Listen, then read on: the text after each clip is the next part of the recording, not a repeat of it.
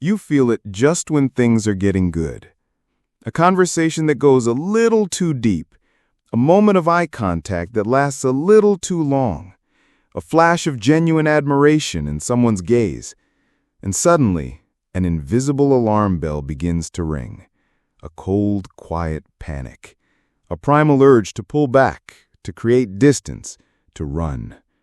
You tell yourself you're just protecting your heart, that you're being cautious, independent. But what if that is not the whole truth?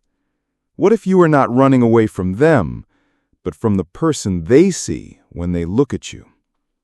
This is one of the most profound and painful paradoxes of the human heart. We crave intimacy, yet we sabotage it. We long to be known, yet we live in terror of being seen. The great psychologist Carl Jung offered a radical explanation for this. He taught that our most significant relationships are not encounters between two people. They are encounters between two souls and their shadows.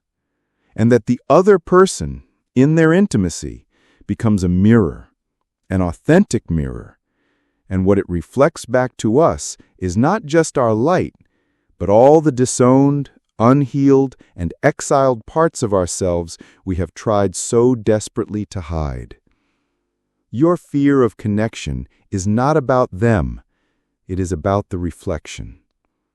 Today, we will have the courage to look into that mirror. We will explore why we wear masks to protect ourselves, even from love. We will decode the messages our shadow sends us through the people we let close. And we will discover that the path to the deep connection you crave begins not by finding the right person, but by having the courage to meet your true self. The most convincing mask we wear is not for others. It is for ourselves. It is the story we tell ourselves about who we are to keep the chaos of our true, complex nature at bay. In the world of Carl Jung's psychology, this mask has a name. It is the persona. The persona is not inherently bad. It is a necessary tool. It is the professional self you bring to work, the polite self you bring to a dinner party. It is the ambassador of your personality, designed to navigate the social world smoothly. The problem arises when the ambassador forgets it is an ambassador. When the mask forgets it is a mask. When we begin to believe that this curated, polished, edited version of ourselves is all that we are. Because beneath the perfect surface of the persona lives everything else.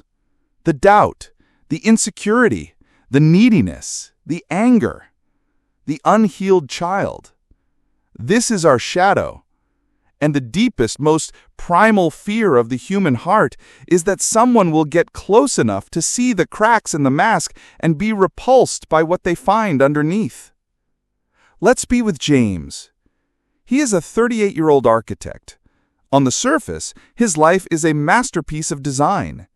His persona is flawless. He is witty, successful, confident, and kind. He is the man who always knows the right thing to say, who never seems to have a bad day. And because of this, people are drawn to him. He goes on dates. The connection is electric. The conversation flows. There is laughter, vulnerability, a glimpse of a shared future. And then, usually around the third or fourth date, the shift happens. A switch flips inside him. He begins to notice flaws. The way she laughs a little too loudly, a grammatical mistake she makes, a differing opinion on a film he loves. Suddenly, these tiny imperfections become monumental roadblocks.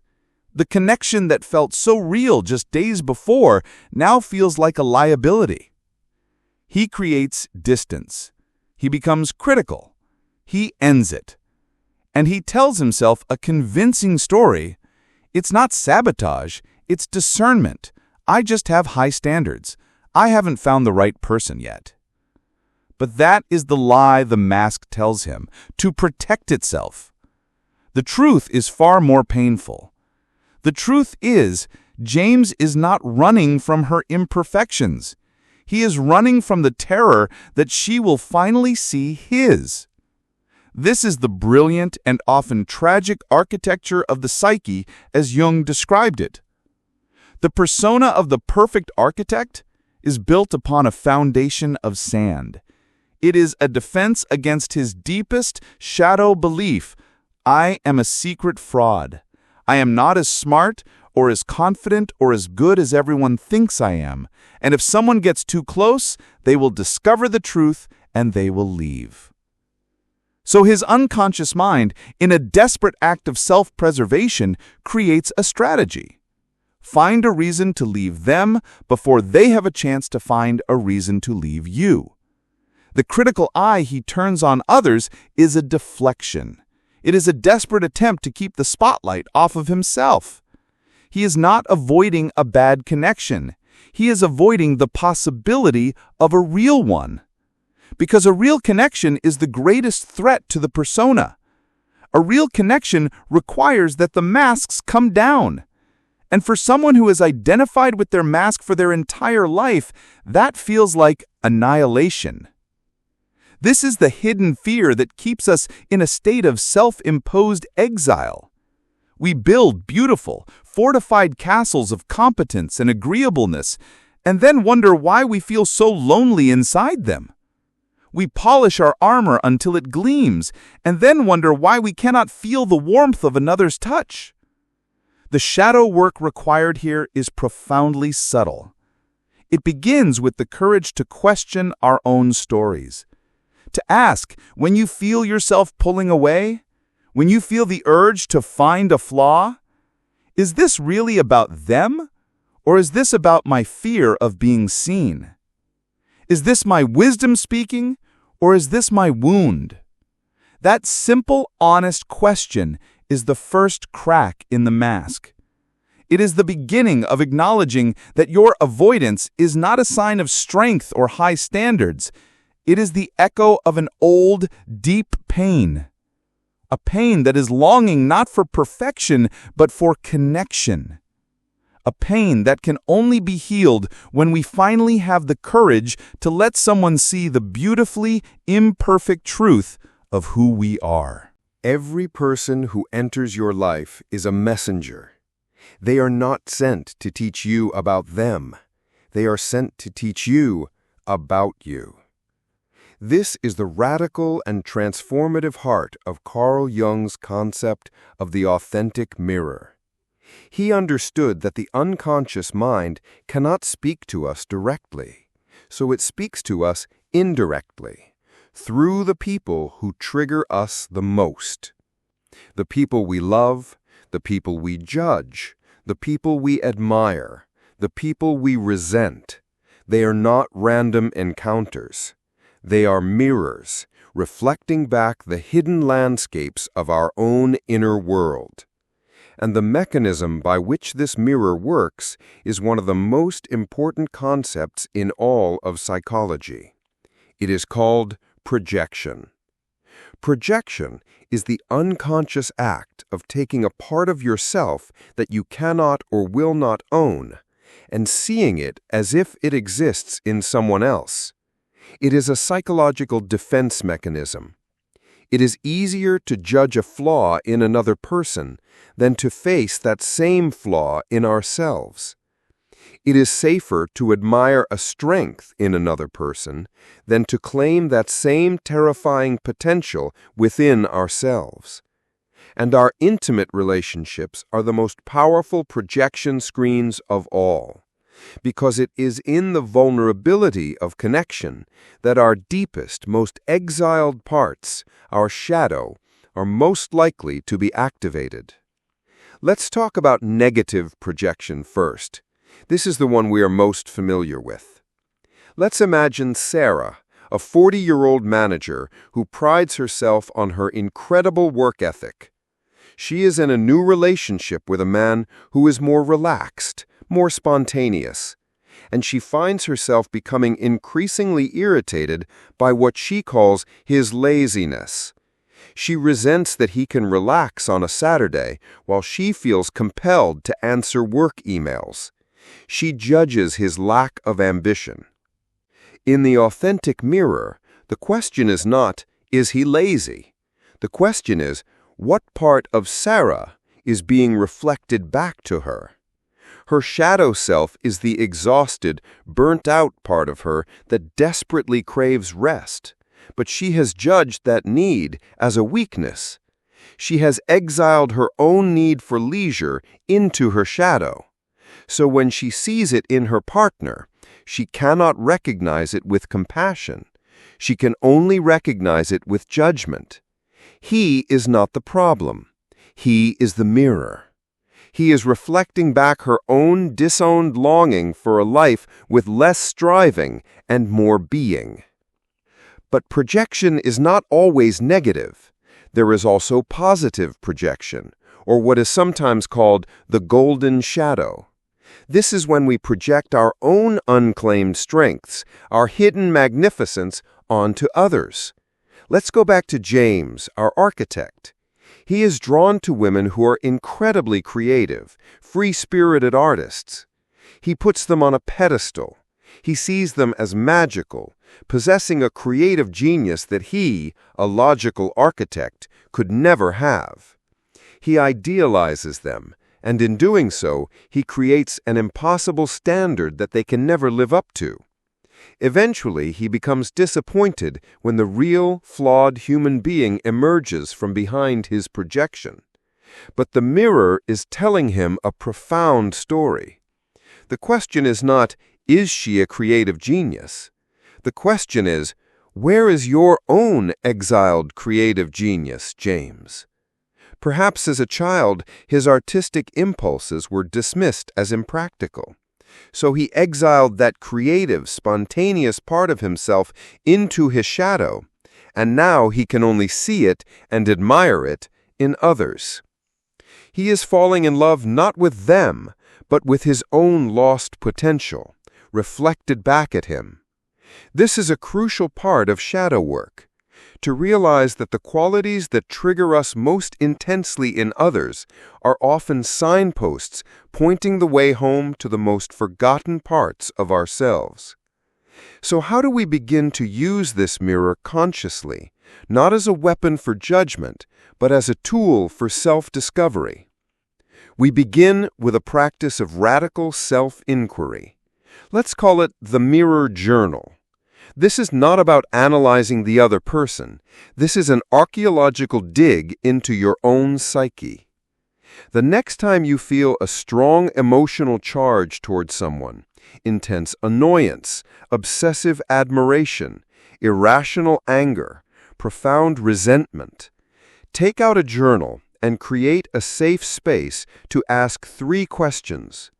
First, what is the specific behavior or quality in them that is triggering me?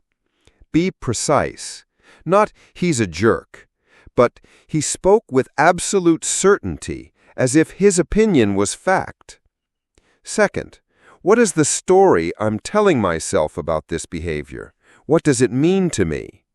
It means he is arrogant. He doesn't respect other people's perspectives. And now the third and most transformative question, the one that turns the mirror around. Where in my own life do I do a version of this?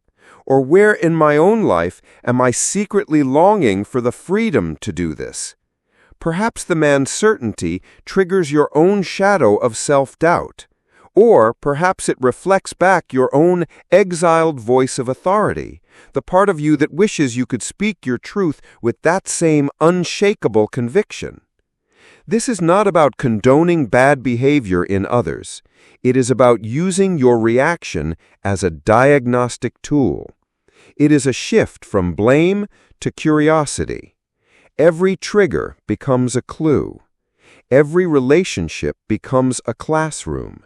And every person in your life becomes a sacred mirror, offering you an invitation to come to know and to heal your own whole self.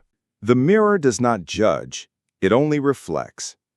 The work of the mirror journal is profound. It brings the unconscious into the light. But there comes a moment when the journaling must stop and the living must begin. This is the most terrifying and transformative step of all. It is the act of embracing vulnerability. Vulnerability is not weakness. It is not oversharing. It is not emotional dumping. Vulnerability in its purest form is the courageous act of letting your authentic self be seen without the armor of the persona. It is the choice to stand in the truth of who you are in this moment, imperfections and all, and trust that you are worthy of connection, exactly as you are. This is the antidote to the fear that has kept you isolated for so long. Let's go back to James, our architect, the master of the flawless persona. He has been doing the work. He has been journaling. He has seen the pattern. He recognizes that his critical eye is a defense mechanism, a projection of his own fear of being judged as flawed. He is on a date with a woman he genuinely connects with. The old program starts to run. He feels the urge to find a flaw, to create distance. But this time, he chooses a different path, a terrifying path, the path of vulnerability. She asks him about a major project he completed last year, one that won him an award. The old James would have given the polished, confident answer, the one from the press release. The new James takes a breath. He makes a choice to let a small crack appear in the mask. He says, "Thank you, but honestly, for the first 3 months of that project, I was completely lost. I had a crisis of confidence. I genuinely thought I was going to fail." He has just done the unthinkable. He has revealed a moment of his shadow, his insecurity, his fear of failure, to another person. He braces himself for the judgment, for the loss of respect. But what he receives in return is not judgment. It is connection. She leans in, her eyes softening, and says, "I know that feeling. I felt that way when I started my own business." And in that moment, the dynamic shifts. They are no longer two personas, two ambassadors having a polite conversation. They are two real, flawed human beings connecting in the shared space of their imperfections. The intimacy in that moment is more real, more profound than anything he has ever experienced. He did not have to be perfect to be worthy of connection. He had to be real. This is the secret that the shadow holds. The very things we are most afraid to show are often the very things that allow for the deepest connection. Your insecurities do not make you unlovable. They make you relatable. Your past mistakes do not disqualify you from love. They are the credentials of your humanity. The mask of perfection keeps you safe, but it also keeps you completely, utterly alone. Because love cannot penetrate a fortress. It can only enter through the cracks. The work of building authentic connection, then, is the courageous work of revealing your cracks. Not all at once. Not to everyone. This is not a call for reckless self-exposure. It is a call for discerning vulnerability. You share a small piece of your authentic self with someone who has earned your trust. You offer a small crack in the mask, and you watch how they respond. Do they meet your vulnerability with compassion and respect? Or do they use it to judge you or control you? Their response is data. It tells you whether this person is safe enough to see more of you. This is how you build a life filled with deep, nourishing connections, not by searching for perfect people, but by having the courage to be imperfect and seeing who has the capacity to meet you there. This is the ultimate integration of the shadow in our relationships, a core principle of Carl Jung's life work. It is the journey of individuation played out in the dance of connection. You stop projecting your shadow onto others. You stop hiding your shadow from others. And you begin, with great courage, to own all of it. The brilliant architect and the scared child. the compassionate caregiver, and the person with needs of their own, the light and the dark. And you discover the most liberating truth of all, that you do not have to be one or the other. You get to be both. And in that wholeness lies the freedom you have been searching for all along. The freedom to be loved, not for the mask you present, but for the beautiful, complex, and authentic soul you truly are. Today we have stood before the most honest and terrifying mirror in the universe, the authentic mirror of human connection. We have unmasked our fear of intimacy for what it truly is, not a fear of others, but a terror of our own reflection, a fear of being truly, deeply, and irrevocably seen. We have learned that the persona, the flawless mask we present to the world, is not a bridge to connection, but a fortress that guarantees our isolation. Guided by the profound wisdom of Carl Jung, we have been given a new map for our relationships. We now understand the powerful mechanism of projection, how we unconsciously cast our own exiled shadow, both the dark and the gold, onto the people we let close. We have been given a tool, the mirror journal, not to judge others, but to decode the secret messages the universe is sending us about our own unhealed parts. And we have witnessed, through James, the transformative alchemy of vulnerability.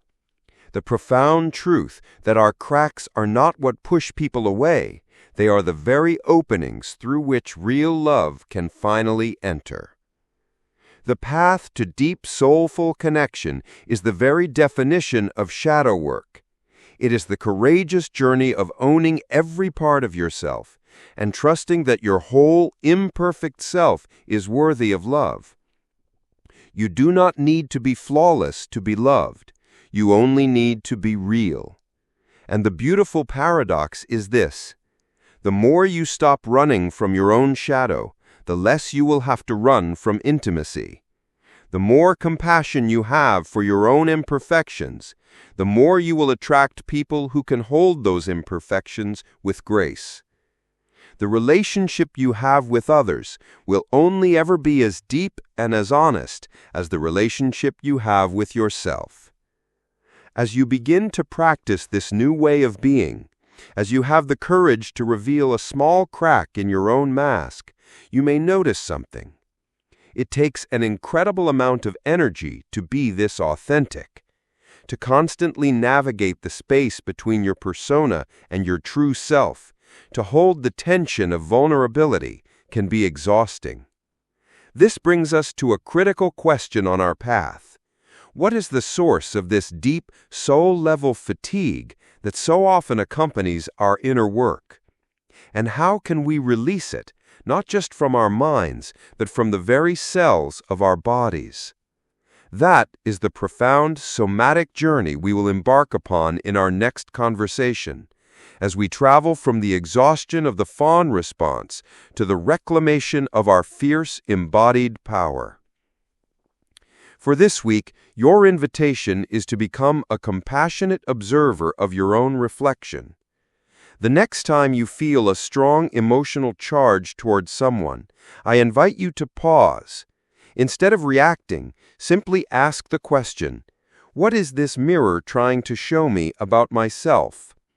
To make this courageous intention real, to commit to the practice of looking within, I invite you to declare it in the comments below. Simply write, "I will look in the mirror." By doing so, you join a community of souls who are tired of running, who are choosing, with great courage, to stop, to turn around, and to finally meet the beautiful, complex, and whole person who has been waiting for them all along.